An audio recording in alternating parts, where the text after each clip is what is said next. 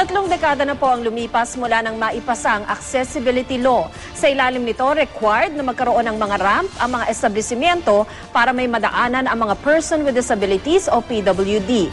Pero kakaunti lang daw ang sumusunod dito. May report si Micaela Papa.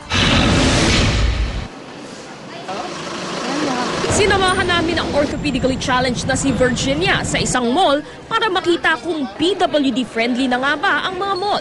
Sa pinasok naming car park, may 2 spot namang naka-reserve sa PWD. Pero may nakaparada ng mga SUV na hindi patiyak kung pagmamay-ari nga ng persons with disability. Napilitan tuloy kaming mag-park sa 2nd floor. At dahil walang access ramp o elevator, bumaba kami sa rampa ng kotse. Salamat! Kamusta po, Ma'am Virginia? Takot, matarik yun. Sa loob ng gusali, malaking tulong ang stairlift at wheelchair lift na magdadala ng wheelchair paakyat at pababa ng palapag. Yun nga lang, kailangan pang tawagin ang guard na may hawak ng susi sa lift. Ang mga rampa banayad ang incline, kaya madali daanan ng wheelchair. Yun nga lang, yung ibang ramp walang rating. Oo, yung iba wala. Okay. Pero ano po? Mataas lang itong isa. Mataas na Oo, saan dapat po siya? Dito dapat. Oo. Pagdating naman sa restroom, may grab bars naman, mababang salamin, lababo at gripo.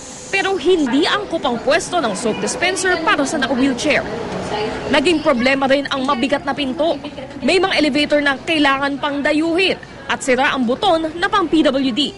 Pero ang iba naman, maayos at may handrail sa loob.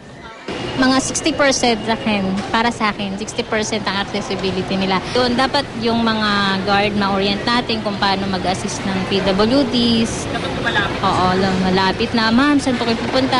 Baka may nahanap po kayo, yung comfort room ba, nasaan? Bagamat may kakulangan pa rin, pero ayon sa isang artikulo, isa na ang mall na ito sa pinaka-PWD-friendly dito sa Metro Manila. Ayon sa pamunuan ng mall, paunti-unti raw ang renovation na kanilang ginagawa dahil isinasaalang-alang nila ang feedback mula sa kanilang mga parokyano. Since pumupunta sila dito para magtinda, naisip din namin na dapat accessible din yung shopping center para sa kanila. Kaya yung needs din ng mga organization na to, na napapakinggan nila, na naririnig namin, nalalaman namin. So, kung saan namin sila pwedeng i-accommodate, ina-accommodate talaga namin. Isa raw sa mga mahalagang dapat tumupad sa accessibility law ang mga mall na tinutugunan hindi lang ang mga pisikal, kundi pati na ang emosyonal na pangangailangan ng mga PWD. Even if you're on wheelchair or even if you're a person with disability, if you're out there at the mall, parang you are already equal with you're already on an equal footing with the other members of the community. Pero para sa ilang PWD, singtarik ng mga tinipid na access ramp ang hamon na malayang makapamuhay at din ang pang-araw-araw na gawain. Micaela Papa, GMA News.